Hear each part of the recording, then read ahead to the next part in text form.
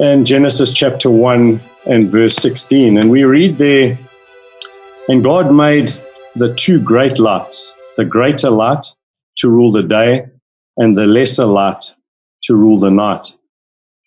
And when we look at that passage and we just think about our experiences in observing the sun and the moon in the sky, it begs the question, which light is the bigger one? And when we look at them in the sky, and again, obviously I'm not suggesting you go out and look at the sun when it's at its brightest in the sky, you'll do some damage to your eyes, but you're able to look at the sun just before sunset or just after sunrise, and I'm sure we've all had that opportunity and done that. And likewise, we can too observe the moon when it's full and have a look at it when it's just above the horizon, it's rising or setting. And if you think back to that, you'd have to cast your minds, which one do you think actually looks bigger? And obviously I can't get an answer from you because we're sitting on the other sides of screens, but obviously in your own mind you can think about what your answer would be, which one looks bigger. And if we go and try and measure what we see, and I challenge you to actually go and do that.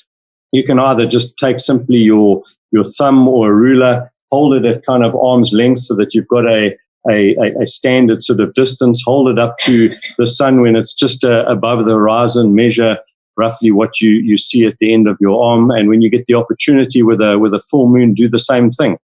And what you'll find when you, surprisingly, when you do that, is that you'll establish that there's in fact actually no difference. This is what you're going to see. They look, in fact, exactly the same size. And that might come as a bit of a surprise, that they are, in fact, exactly the same size in the sky. And yet Moses wrote 3,500 years ago that the sun was greater than the moon. And the Hebrew words for greater and lesser are more about size than, say, brightness. And I've just put up those two Hebrew words. And interestingly, and when we look at those words, we obviously pick up this idea of greater, larger, smaller, etc. for the moon. And so definitely contained strongly within the words is this idea that the sun is greater and the moon is smaller and lesser. But the interesting thing, a little bit further down, we even actually pick up this hint almost of possibility of an age in these Hebrew words. And so in other words, that the sun is maybe older than the moon, but that's a topic and a direction for another day. But ask yourself the question, how could Moses know that the sun was larger than the moon when by his or anyone else's eye? And remember that he had no telescopes or scientific equipment to be able to measure the respective sizes of the sun and the moon. So how could Moses, with his naked eye, looking at exactly what we see ourselves, when they appeared to be the same size in the sky, how was he able to write these words that the sun was greater in size than the moon? And obviously the answer we know full well is that the one who made them knew what size he had made them, and he told Moses what to write.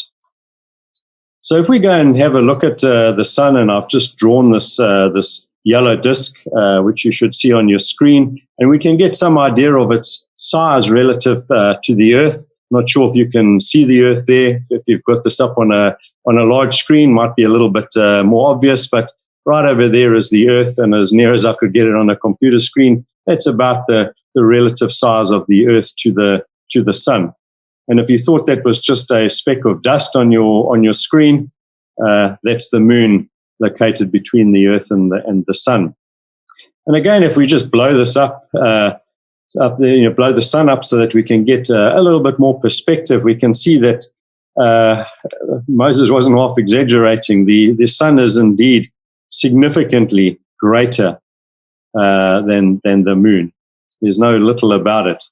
And again, this is a question I've asked when we've had live audiences, just for, and you can in your own mind, if you're sitting with other people watching this, shout out amongst yourselves, how many moons do you actually think you could actually fit inside the sun if you pack them in there? And you can pick a number, 10,000, 20,000, 30,000, whatever you might want, and I'll put you out of your misery.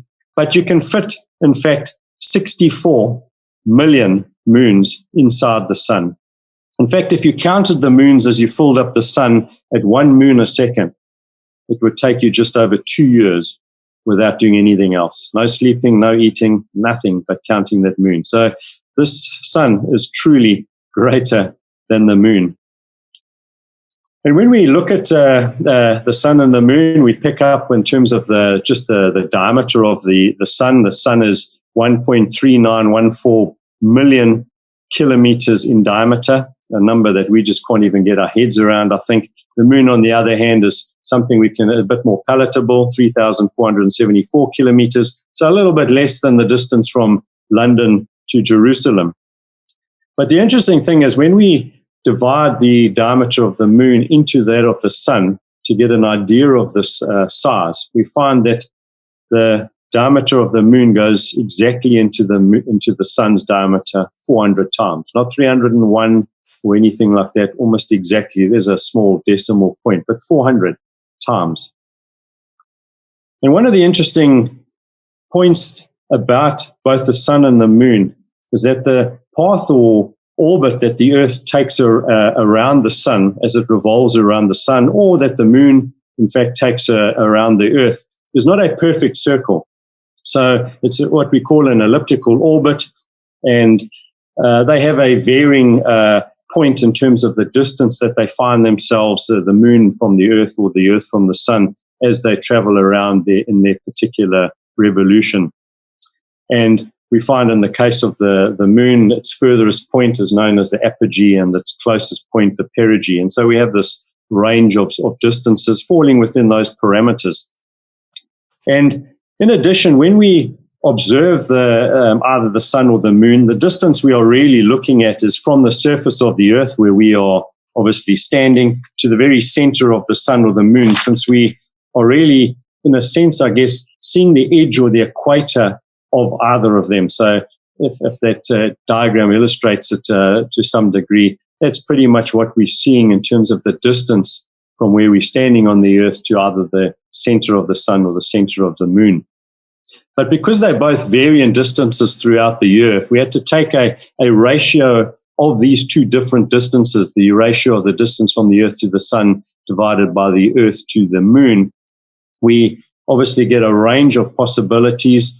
And I've put them on this graph, don't focus on the detail, but it covers all possible ranges, and they basically fit within what's called a parallelogram. So every possible ratio of the distance to the sun divided by the distance to the moon is covered by that parallelogram. And if you take the dead center of that parallelogram, so it's a kind of almost perfect average, if I could term it that, right at that center inside that little red circle, what value do you think we get? And the answer is 399. It's as close as you can get to 400.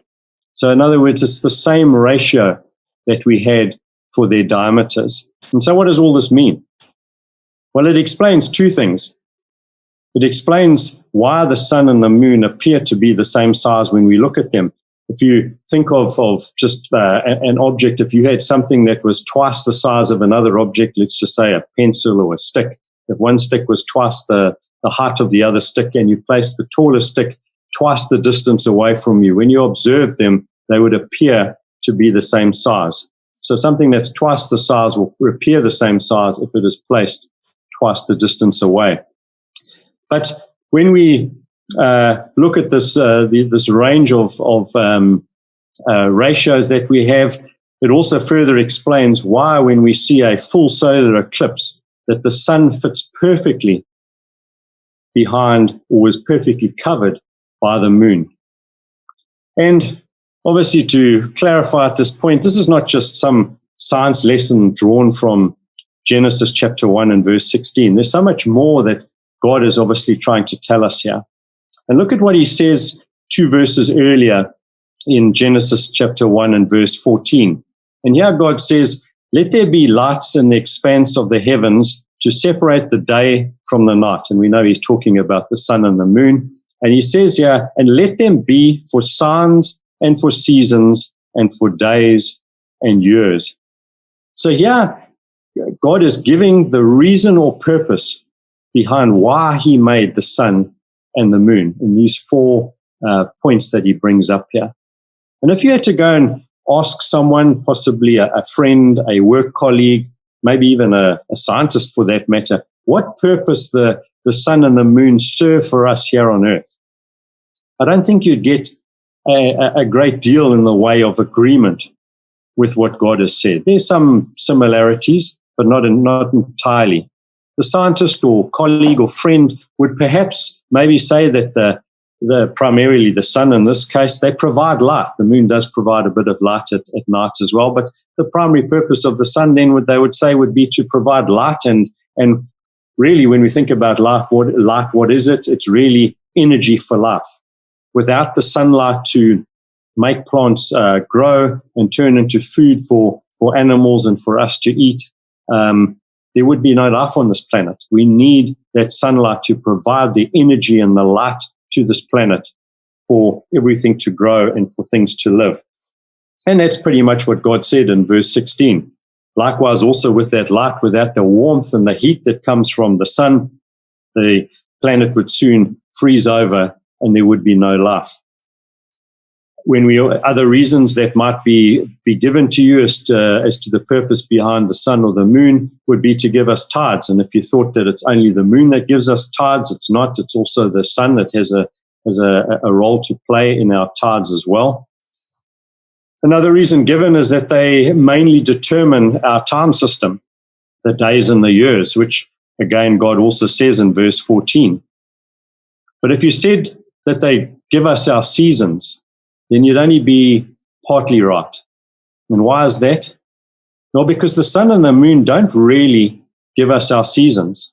The sun has a slight role to play in that, but it's not the primary reason that we have seasons. We have seasons because of the angle of the Earth's axis, that angle being 23.5 degrees. If we had no angle, if the Earth rotated on a vertical axis relative to the sun, as the Earth went round the sun, the same amount of sunlight would fall on every place on the planet throughout the year, the same amount. And so there would be no seasons, no summer, winter, autumn, or spring. So it's the angle of axis of the rotation of the Earth that actually gives us our season, and not the sun and the moon.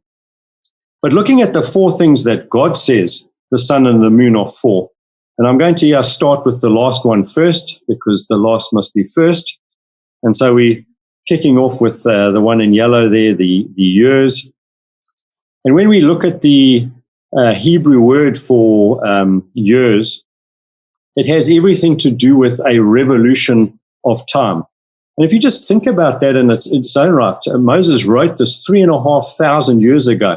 It's only been in the last few hundred years even that man has stopped thinking that the earth is at the center of the universe and the sun rotates around the earth. And yet here was Moses writing this 3,500 years ago, and built into the very Hebrew word that describes a year is this concept of a revolution. So a revolution is intrinsically what that year means, and it must mean therefore that the earth revolves around the sun, and it takes a year to do that. If the sun revolved around the earth, there would be no seasons, there would be no year. We would just be having one day after the other. The next reason God gives is days, and again, days here in the Hebrew has more this idea of from sunset to sunset. And so again, it is this idea that the earth is rotating on its axis relative to the sun to give us this day that changes from sunset to sunset.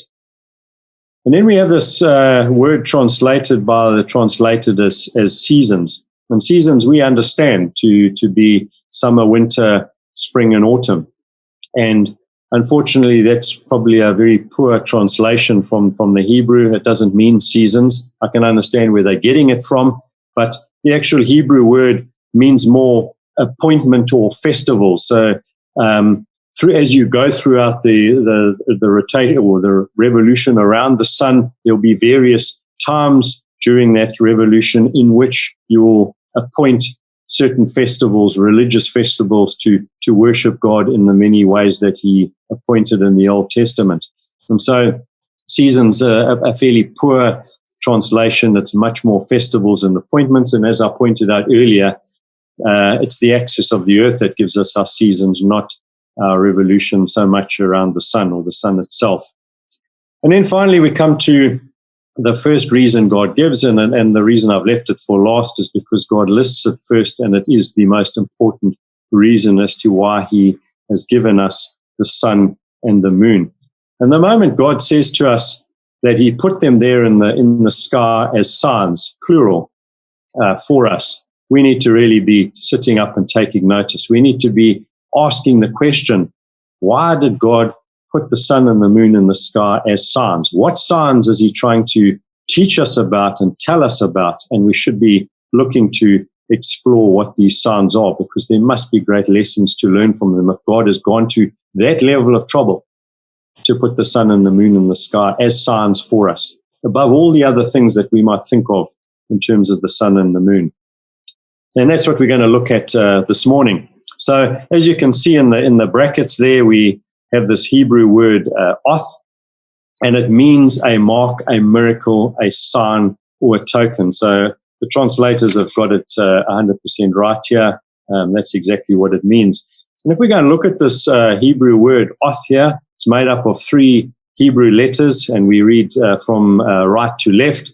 So it's Aleph, Vav, Tav are the 3 Hebrew letters there. Hopefully you all know your Hebrew alphabet. I'm not sure if that's the case, but those are the 3 letters. And the interesting thing about this Hebrew word for sign here, this word oth, is that it has as one of its letters the Hebrew letter tav. And that's the Hebrew letter there, tav. And notice the way the letter is written and how it has changed over time. So at the left of your screen is the early Hebrew. That would have been the sort of type of letter that Moses would have used. And with time, that letter has changed to modern Hebrew, and it's actually quite a massive transformation. But you can straight away see what that letter was actually meaning. And when they came up with their letters, the Hebrew letter often had a very real picture behind the letter itself. And so in the beginning, it's exactly what we would expect as a marker or a stake or a cross, a sign placed in the ground to look like a cross, kind of like our street signs. When we think of a street sign, we call it a sign. It's got a vertical pole with another one put across the top to create this cross-like structure. It's the way people mark very important places. If you're selling your property, you'll put a sign outside. It'll have a vertical stake and a horizontal sign or structure. People marked their territory or turf or property with stakes. People even mark their graves predominantly with a cross or stake of this sort of form, 2 crossed sticks. And that's exactly what that early depiction of the letter tav was. And so when we think about this, what was the greatest sign of God's love to us? And it surely was the death and the resurrection of his son on a stake on Calvary. And so when we look at this letter tav again, we can see that this letter itself means in the Hebrew alphabet mark, sign, signal, or monument. And so we have this word oth, this word meaning signs in the Hebrew that God speaks about as being one of the primary reasons why he put the sun and the moon. And located in that very word is another letter, which in itself also means sign. So there's this kind of sign within the signs. And clearly when God is putting that out there, he has an important message for us to see, an important sign to discover and look at and learn from. But notice something interesting here in this Hebrew word oth, that the word for signs in Hebrew has as its first letter, so the first letter of this word oth, the letter aleph. And aleph is the first letter of the Hebrew alphabet, and it also has as its last letter the letter tav, which we've just looked at, and the letter tav is the last letter of the Hebrew alphabet. And sandwiched in the middle is this letter Vav. So we have the first letter of the Hebrew alphabet and the last letter of the Hebrew alphabet. And again, does that concept of a first and last letter ring a bell? And I'm sure you've all come across this idea of the first and last letter of an alphabet. And being Bible students, I'm sure your minds are jumping from here and the very first book of the Bible, the first chapter of the Bible, and you're jumping all the way into the last book of the Bible and possibly the last chapter of the Bible. And you're thinking of Alpha and Omega, the first and the last letters of the Greek alphabet. And we find Jesus in chapter 22 of Revelation and verse 13 saying, I am the Alpha and the Omega, the first and the last, the beginning and the end. And remember here that both John and Jesus are Jews. And so I think it would be a fair bet to say that it was most likely that Jesus would have spoken to John in Hebrew when he was giving the revelation. And in Hebrew, what would Jesus have said in this particular case? He would have been saying, I am the Aleph and the Tav, the first and the last, the beginning and the end. And here, back in Genesis chapter 1, we have built into this word signs, Aleph and Tav, Alpha and Omega. And we often say that the first reference to Jesus in the Bible is in Genesis chapter 3 and verse 15, dealing with the seed of the woman. And I'd like to suggest that possibly it's not. That it's in fact here twice in Genesis chapter 1. Jesus tells us in Revelation, I am the Alpha and the Omega. I am the Aleph and the Tav. And look at the beginning of Genesis chapter 1 and verse 1, the beginning of beginnings. And what do we read there? We read there, in the beginning, God created Aleph and Tav, the heavens and the earth. I don't know if you've ever spotted that before. And probably the reason you may not have is because there's no translation or record of this in our English Bibles. We just have this simple dot if there's anything else there. But you can see the two letters there, Aleph and Tav. And that's why we often tend to miss this. And it's something you may not be aware of, is that this little Hebrew word, this Aleph Tav, is the most common word in the Old Testament. But it is almost never translated, and yet it occurs over 7,000 times. I think it's 7,302 times, and it crops up all over the place. And we know that Jesus was created in God's mind, in his plan and his purpose, even before the heavens and the earth. He was the lamb slain from the foundation of the world. I would imagine Jesus must have been the very first thought that came into God's mind as he came up with the idea of creation. Jesus is central, pivotal, and the first thing God would have thought of. And so is that not what possibly John was alluding to when he said, in the beginning was the Word? Which word? This word, Aleph, Tav, Alpha, Omega, Jesus? It's an interesting thought process. And so let's briefly look at a few interesting examples to illustrate this point. Look at Zechariah chapter 12 and verse 10, and we know exactly who this is talking about.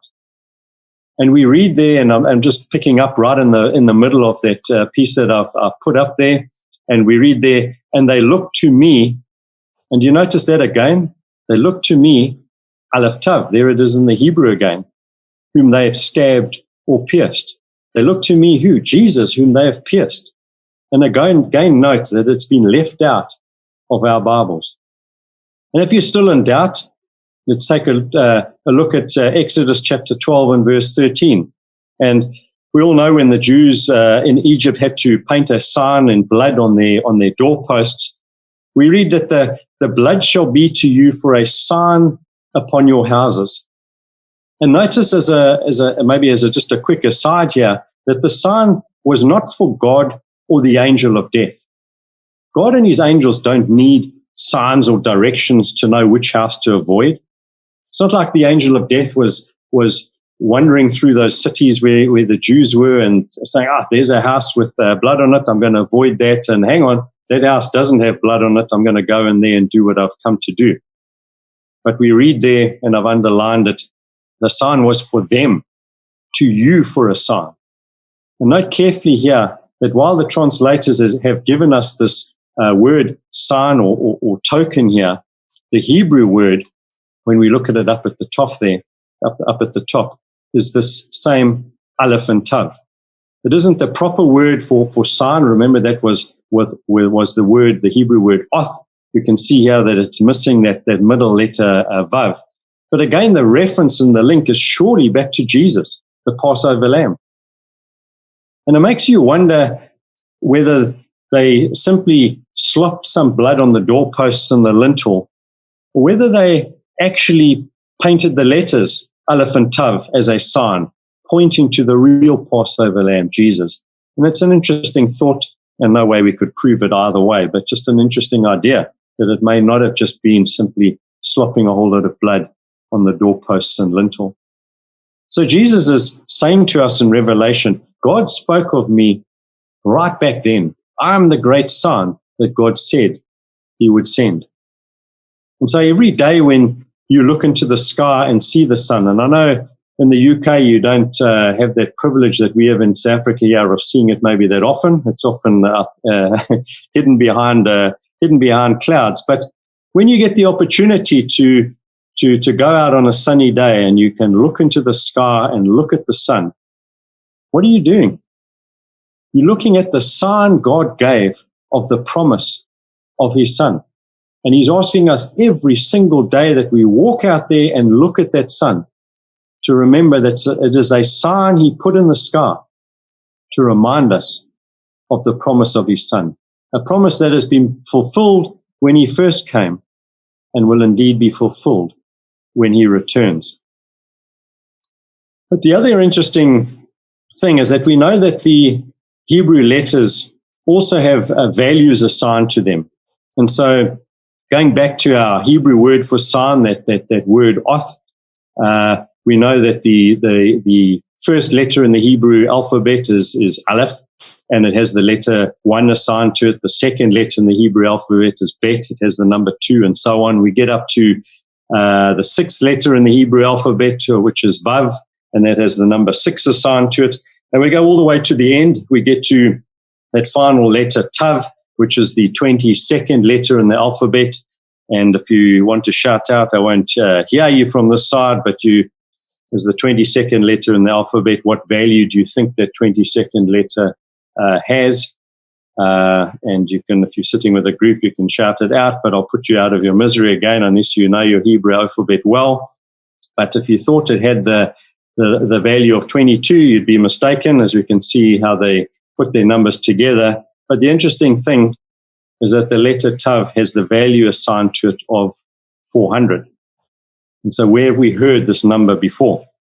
It's the ratio of the sun's diameter to that of the moon. It's the ratio of the sun's distance to us from the moon's distance from us.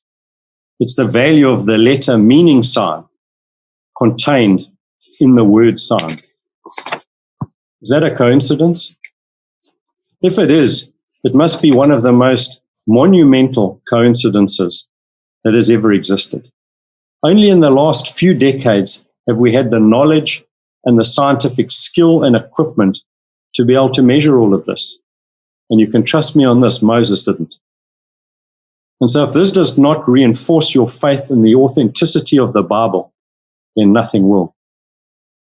I think God is saying to mankind, I don't care how clever you think you are and what age you might live in, but I will give you a sign to prove that not only did I create this universe with the sun and the moon in it, but I was the author of this book as well.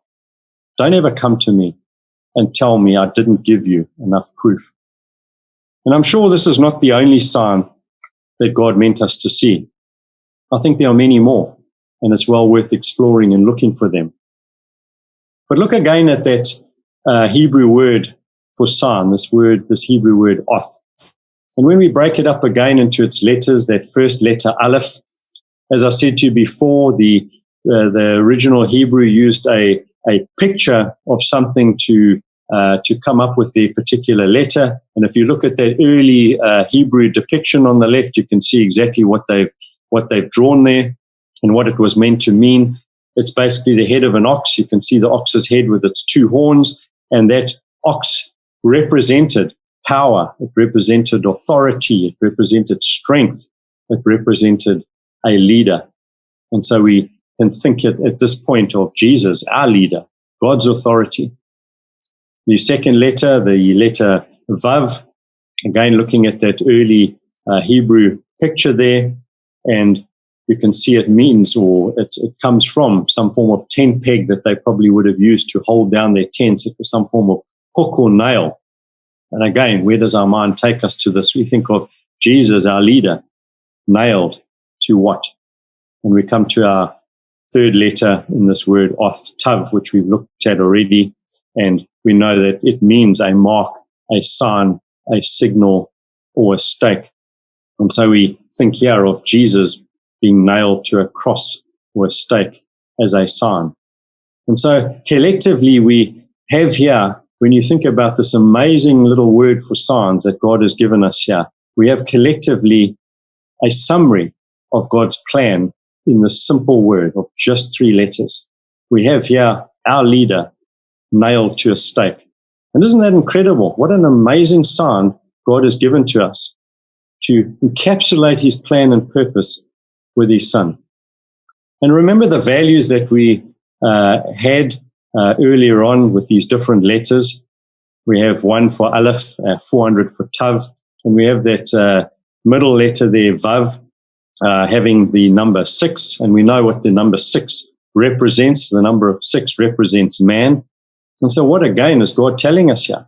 He's saying, sandwiched between this Aleph and Tav, this word that means sign, is that this whole purpose that God has got here is it's all going to be about a man from God. This man, this leader, this authority, this one who is going to be nailed to a stake that has been sent by God is going to be a man, not part of a Godhead, not some angel, but a man born of a woman like us, but so much greater than us because he is God's authority. And again, when we add up these numbers, which we can do, we add them up, we'll get 407. We can add those digits, we get 11. We can add those again, and we'll come back to the number 2. And that takes us right back to where we started, to those 2 great lights. And isn't that the reality of our relationship with God or with his son? Just the 2 of us. Like in a marriage, there is only room for 2. It doesn't work with more or less than 2. If there's less than 2, there's no marriage. You're just on your own. You're single. But if there's more than 2, then you're on a slippery path to nowhere. We can go and look through the pages of Scripture and look at incredible, powerful, faithful men who had more than one wife. And that's not the way God ordained it from the beginning. God meant us to have one wife, one partner. And whenever they went and took more than one wife, there was always strife, always drama, always problems. And so with us and our relationship with God and with his son, there can be only 2, us and Jesus. It needs to be that way. It doesn't mean that we exclude other people in its entirety, but it's about priorities. Who is first in our life? And it has to be Jesus, so that we have this 2 relationships, this marriage. If we allow anything else to come into that marriage on an equal footing, we're on a slippery path to disaster.